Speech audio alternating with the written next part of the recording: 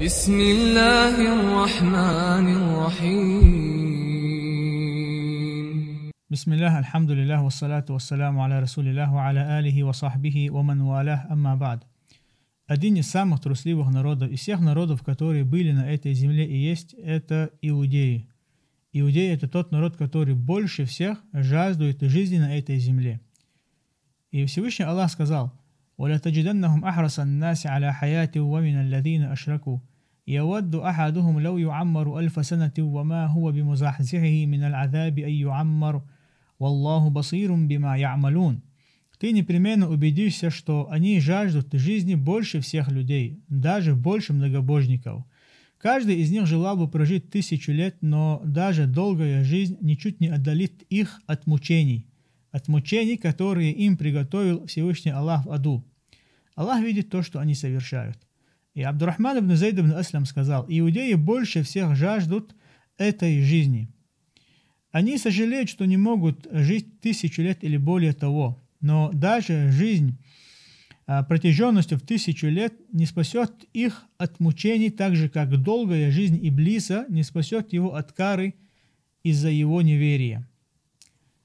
Всевышний Аллах Азза ва Джаль также в другом аяте сказал: قُلْ يَا أَيُّهَا الَّذِينَ هَادُوا إِنْ زَعَمْتُمْ أَنَّكُمْ أَوْلِيَاءُ لِلَّهِ مِنْ دُونِ النَّاسِ فَتَمَنَّوُا الْمَوْتَ إِنْ كُنْتُمْ صَادِقِينَ وَلَا يَتَمَنَّوْنَهُ أَبَدًا بِمَا قَدَّمَتْ أَيْدِيهِمْ وَاللَّهُ عَلِيمٌ بِالظَّالِمِينَ.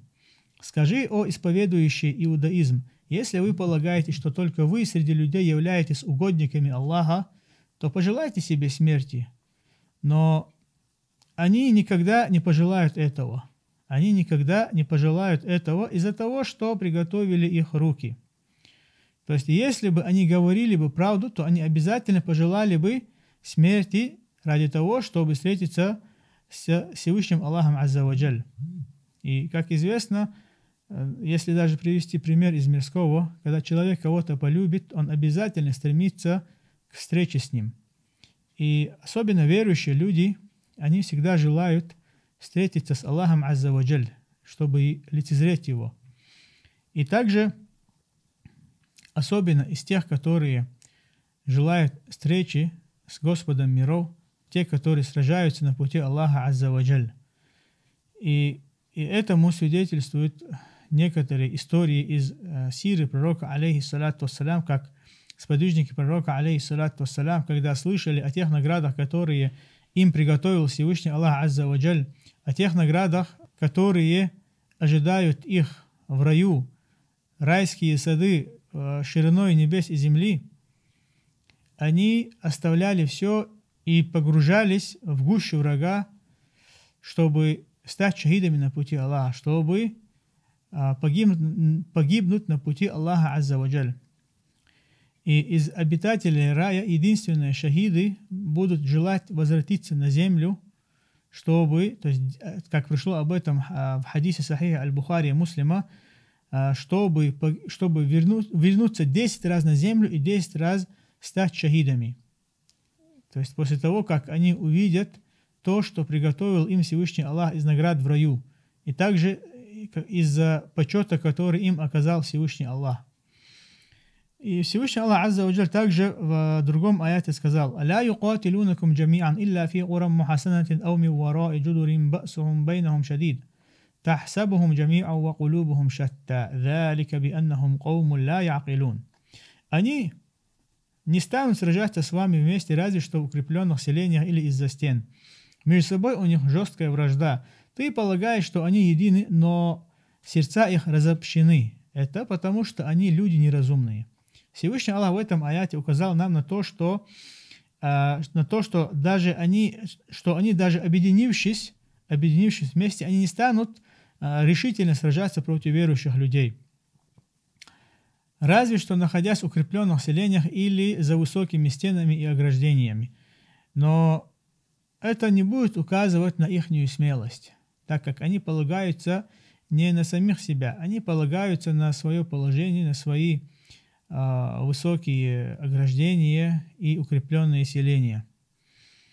И Катада в тафсире этого аята сказал: ты непременно увидишь, как люди заблуждения будут в разногласии между собой. То есть у них будут разногласия в их свидетельствах, у них будут разногласия в их прихотях, в их делах. Но они будут объединяться во вражде против людей истины. Они будут объединяться как один кулак во вражде против верующих людей. И это то, что мы сегодня наблюдаем. То, что враги Аллаха собрались вместе и уничтожают народы мусульман. На данный момент, как мы видим, мусульман Палестины. Просто уничтожаются целые города, стираются с лица земли районы, убивают огромное количество мусульман из числа женщин, детей, стариков, которые абсолютно не имеют отношения к войне. И иудеи, они также известны своим вероломством, как об этом пришло в многих историях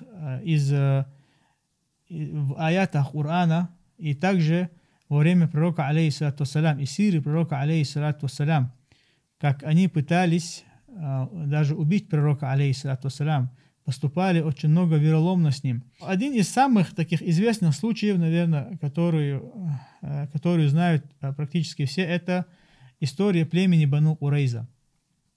У пророка, алейхиссалату вассалям, был мирный договор с племенем Бану Курайза. То есть они заключили мирный договор о том, что они не будут нападать друг на друга, и то, что они не дадут врагам наступать друг на друга со спины.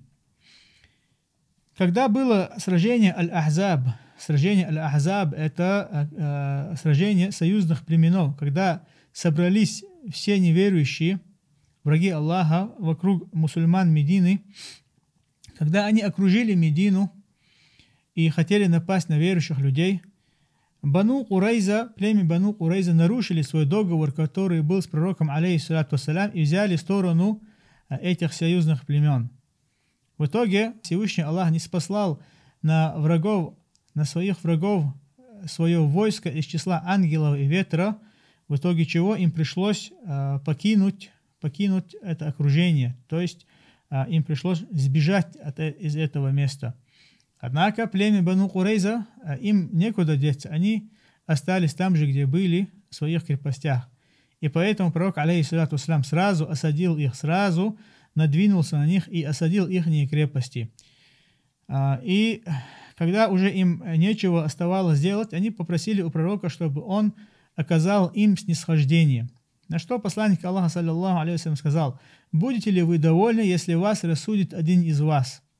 Они ответили: «Да, конечно, мы будем довольны». Тогда посланник Аллаха, саллаллаху алейхи вассалям, сказал: «Пусть в отношении вас вынесет решение Саад ибн Муаз». Саад ибн Муаз был из племени хазраджитов, а у племени хазраджитов был союз с иудеями.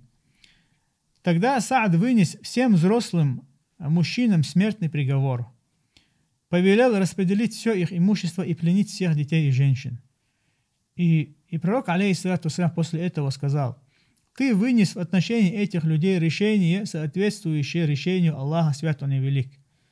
То есть из-за их вероломства, которые они совершили по отношению к верующим людям, по отношению к посланнику Аллаха, саллаллаху алейхи вассалям, что в итоге, то есть именно во время этой осады, именно с их стороны некоторые враги Аллаха зашли в Медину. И, то есть им было такое решение, что вот именно такое наказание вынесли им, племени Бану Курайза. Мы видим, как сегодня убивают мусульман Палестины, убивают женщин, детей, стариков. С абсолютной безжалостью убиваются они. И, конечно же, в первую очередь мы не должны удивляться жестокости, которые проявляют враги Аллаха, иудеи. Ведь, как говорит имам Ибн Аль-Кайим, иудеи, они убили Закарию, то есть пророка Закарию, они убили его сына Яхью.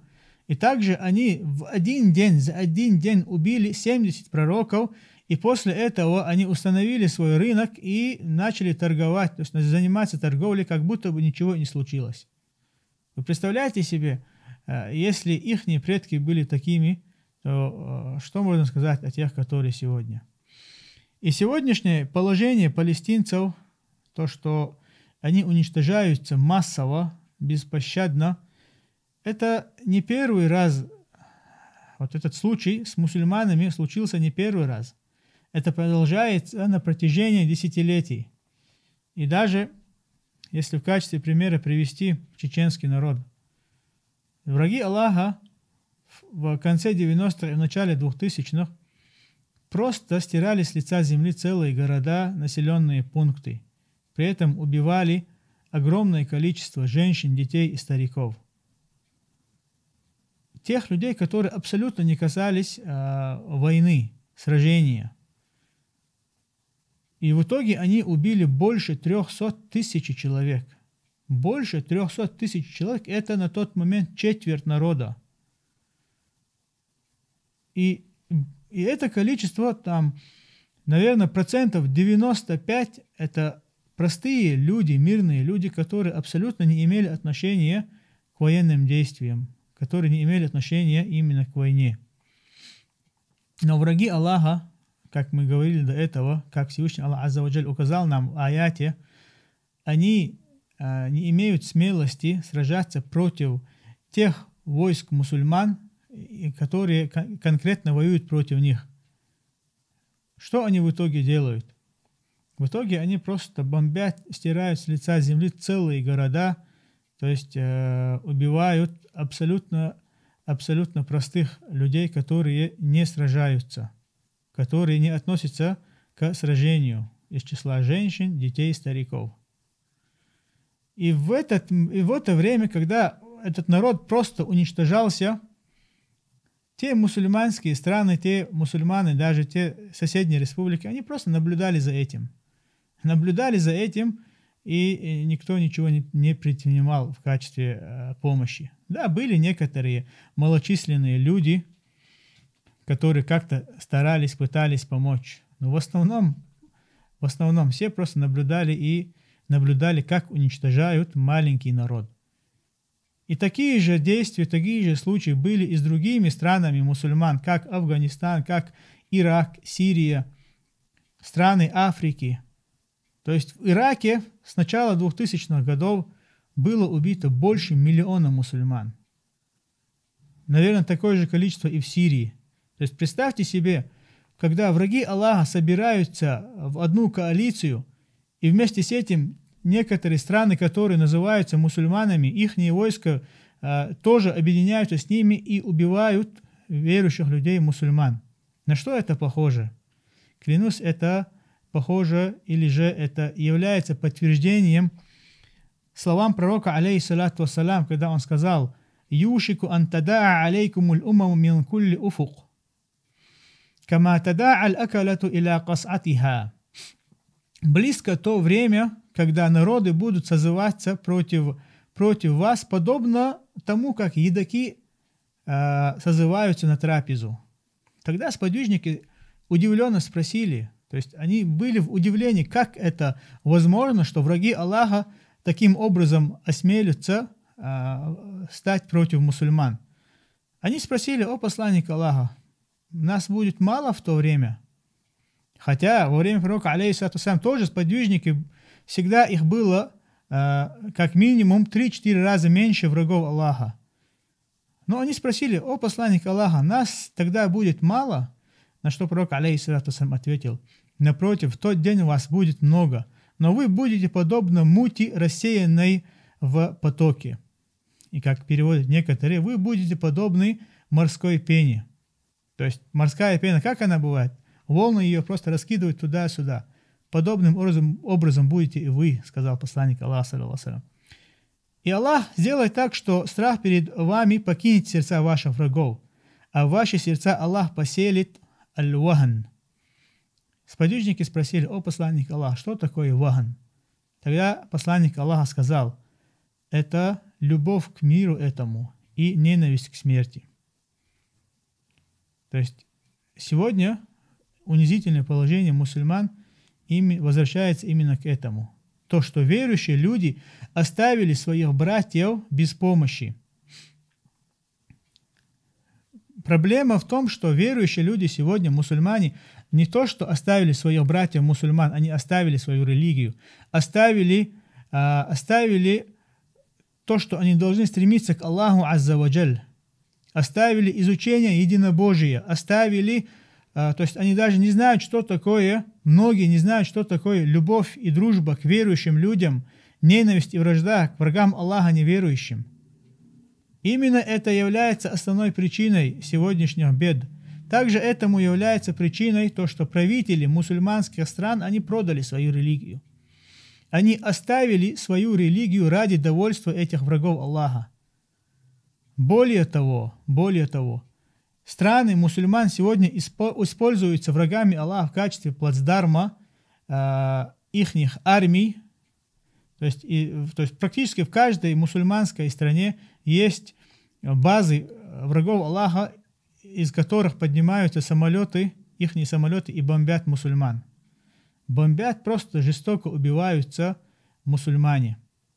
И кто им помогает? То есть если бы эти вероотступники не помогали бы этим врагам Аллаха, что они смогли бы сделать? А народ максимум, что может сделать, они, наверное, выйдут на митинги, которые абсолютно не приносят пользу. Посмотрите сегодня, сколько стран выходят на митинги, даже страны неверующих выходят на митинги. Есть какой-либо результат? Нет никакого результата. Еще больше эти враги Аллаха, еще больше бомбят мусульман, еще больше убивают.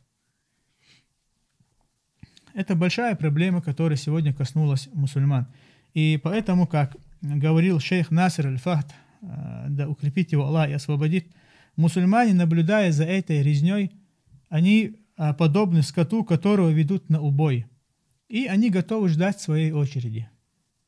То есть мусульмане, которые сегодня живут с миром над головой, они должны знать, если они оставят своих братьев, то есть оставят без помощи и поддержки, то завтра обязательно к ним тоже это вернется. Ведь Всевышний Аллах Азза ва Джаль в Коране сказал: «Валан тарда анка аль-яхуду валан насара хатта таттабиа миллатахум». Иудеи и христиане никогда не будут тобой довольны до тех пор, пока ты не последуешь их религии. То есть они никогда не оставят верующих людей, пока они не последуют религии неверующих людей. Фаинна лилляхи ва инна илейхи раджиун. Аллахи, это большая беда, которая коснулась сегодня уммы мусульман.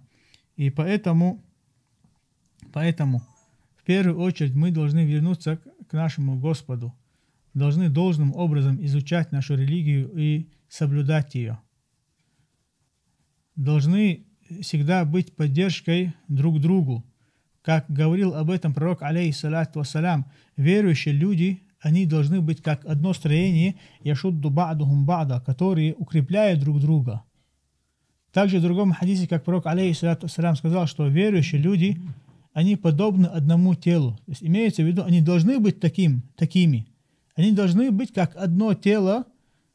Когда заболевает одна часть тела, то это отдается на остальное тело лихорадкой и болезнью.